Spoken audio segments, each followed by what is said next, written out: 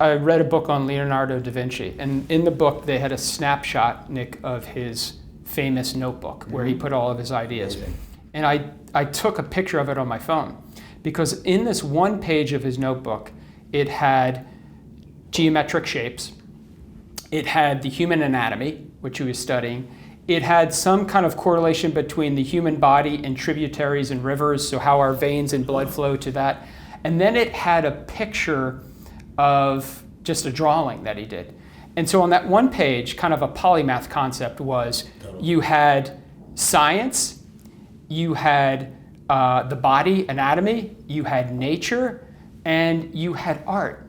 In one page of his thinking, he blended those. And I know you've talked about polymath. So for Nick, it's music, it's science, it's family. How do you bring that composite to be a better leader? Yeah, it's a great question. It's something I've kind of personally always thought about. How do you achieve whatever your dreams are, right? And we all have dreams of some kind, right? And some of us are ambitious, and we're like, how do we be the best or the greatest or whatever, right? And I think one of the things for myself I've kind of figured out is that I can define, like, there's a unique style and I want to be the best at that style. And this idea of a Venn diagram that you're alluding to is kind of what's got me really energized. And the concept I thought through is, okay, well, look, I am running a SaaS company, and I would be good at that. I would be really good. And there's a lot of great SaaS companies, a lot of great leaders of SaaS companies, and a lot I can learn from all those folks, right?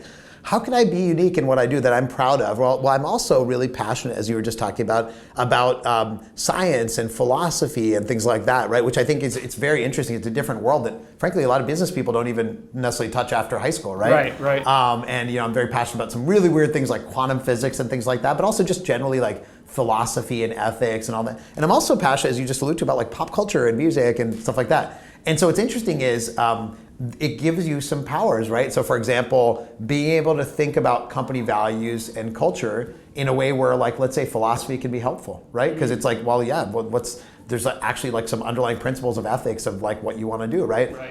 Or being able to think about, how you connect with your customers by trying to bring creativity to what you do. We have a value at Gainsight called childlike joy, bring the kid in you to work. And that's shown up in lots of fun, weird mashups of like rap music and customer success, or pop music, or we did a Disney musical about customer success. And we enjoy that like kind of like intersection. So I think for me, it's been finding this Venn diagram of where I can find the genius between these different places. And I tell everyone else in our company, you're not gonna have the same one. You might be really passionate about numbers and spreadsheets, and you might be passionate about painting, and you might be passionate about, I don't know, dogs, right? Whatever it is. And finding that intersection that lets you find your creativity, that for me, that's been powerful.